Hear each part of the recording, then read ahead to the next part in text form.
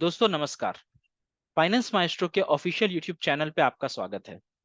दोस्तों कल हमने एक वीडियो पब्लिश किया था जिसमें बताया था किस तरीके से हमारे एक सब्सक्राइबर ने करीब करीब 16,000 रुपए का लॉस किया ग्रो प्लेटफॉर्म के टेक्निकल इशू की वजह से।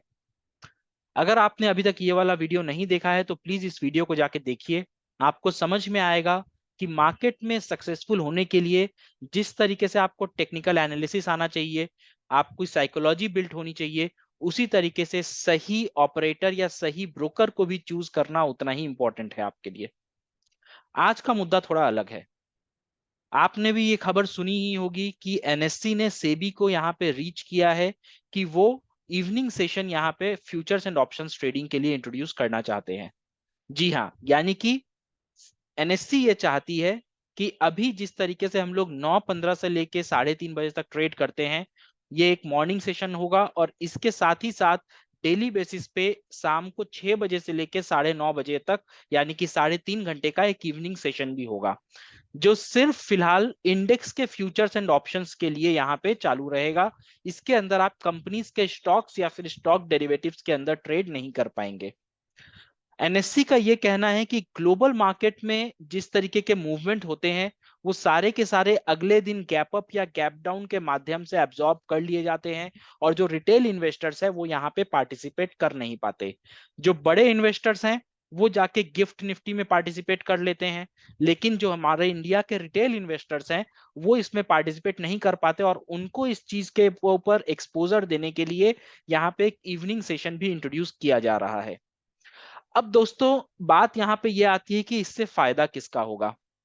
हम जानते ही हैं कि सेबी के रिपोर्ट के अकॉर्डिंग 90% इंडियंस अभी फ्यूचर्स एंड डेरिवेटिव के अंदर लॉस कर रहे हैं। तो अब अगर एक नया सेशन इंट्रोड्यूस होता है तो क्या आपको नहीं लगता कि रिटेल ट्रेडर्स का लॉस यहाँ पे बढ़ जाएगा? आपका लॉस हो चाहे प्रॉफिट हो, कमीशंस ब्रोकरेजेस जो एनएससी सेबी और ब्रोकर को पास जाता है, उनके प्रॉफिट उनके पैसे तो बनते रहेंगे। कल के वीडियो में हमने डिस्कस किया था इंडिया के अंदर 1300 से ज्यादा रजिस्टर्ड ब्रोकर्स हैं। नंबर 1 पे जेरोधा है, नंबर 2 पे ग्रो है, नंबर 3 पे एंजल वन है। इनका यहाँ पे बेनिफिट, इनका यहाँ पे प्रॉफिटेबिलिटी बढ़ते चला जाएगा। और क्यों इंडिया के अंदर ब्रोकिंग इंडस्ट्री को 13.7% से ग्रोथ एक्सपेक्ट किया जा रहा है, ये उसका एक बहुत बड़ा कारण है कि सेबी एनएससी गवर्नमेंट चाहते हैं कि इंडिया के जो रेसिडेंट्स हैं, इंडिविजुअल्स हैं, रिटेल इन्वेस्टर्स हैं, वो मार्केट के अंदर अपने पार्टिसिपेशन को बढ़ाएं। आपको जानकर ताज्जुब होगा, मैं यहाँ पे इस डेटा को पोस्ट भी कर दूंगा। यूएसए में 61% of their population is participating in stock market. 61% US के जो पॉपुलेशन है वो स्टॉक मार्केट के अंदर पार्टिसिपेट करते हैं। ये 2023 का डेटा है। 2022 के हिसाब से ये 55% था, यानी कि करीब करीब 6% का इसमें इजाफा हुआ है 2022 और 23 एक साल के अंदर। वेरएज इंडिया का जो 2022 तक का नंबर है, पॉपुलेशन की सिर्फ 3% इंडियंस, सिर्फ 3% स्टॉक मार्केट में एक्सपोज्ड हैं और उससे भी कम लगभग 1.5 से 2% इंडिविजुअल्स यहाँ पे फ्यूचर्स एंड ऑप्शंस यानी कि डेरिवेटिव्स को ट्रेड करते हैं। तो आप कल्पना कीजिए कितना बड़ा मार्केट यहाँ पे आपके सामने पड़ा हुआ है पूरा का पूरा एक्सप्लोर करने के लिए, कैप्चर करने के लिए। अगर इतना बड़ा मार्केट अभी तक अनटच्ड है, अनएक्सप्लोर्ड है, तो कौन बेवकूफ बिजनेसमैन ऐसा होगा जो ब्रोकिंग इंडस्ट्री में कदम नहीं रखेगा। और यही कारण है कि डेली बेसिस पे आपको एक नया ऐप आता हुआ दिखाई दे रहा है, आपको एडवर्टाइजमेंट्स दिखाई दे रहे हैं और जो इन्फ्लुएंसर्स हैं वो इन सबको प्रमोट करते हुए दिखाई दे रहे हैं। हमें यहाँ पे क्या करना है? हमें एज अ रिटेल इन्वेस्टर यहाँ पे चुपचाप, अगर आप मॉर्निंग सेशन को ट्रेड कर रहे हैं तो मॉर्निंग सेशन को ट्रेड करते रहिए।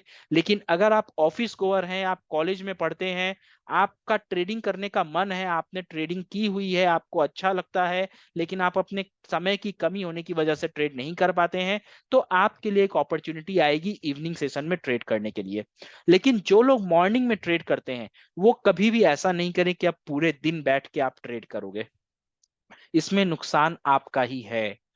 बहुत सारे ऐसे लोग हैं जिनका आपके ऊपर भी ये चीज एग्जांपल आप देखोगे, खुद के ऊपर भी लागू करोगे, तो सुबह आप एक प्रॉफिट करते हो लेकिन दिन खत्म होते होते क्या तो आपका ट्रेड लॉस में चला जाता है, या आप लॉस करने के बाद फिर प्रॉफिट लॉस करते करते मोटा मोटी जहां पे आपने सुबह शुरू किया था एंड आप वहीं पे कर रहे हैं, लेकिन बीच में इतना बड़ा स्ट्रेस, इतना बड़ा टेंशन आप यहाँ पे पूरा दिन लेके बैठे थे। अब यही टेंशन जो पहले आपका 6 घंटा होता था, अब वो यहाँ पे 9.5 घंटे हो जाएगा। फायदा यहाँ पे ब्रोकर, एनएससी और सेबी के अलावा डॉक्टर का होने वाला है, क्योंकि पॉपुलेशन को स्ट्रेस बढ़ेगा, हार्ट की बीमारी बढ़ेगी, बीपी की बीमारी बढ़ेगी, तो फार्मा स्टॉक्स के अंदर तो भैया इन्वेस्ट करना शुरू कर देना। आधे से ज्यादा फार्मा स्टॉक के ऊपर ग्रोथ तो ट्रेडर्स यहाँ पे लेके चले आएंगे।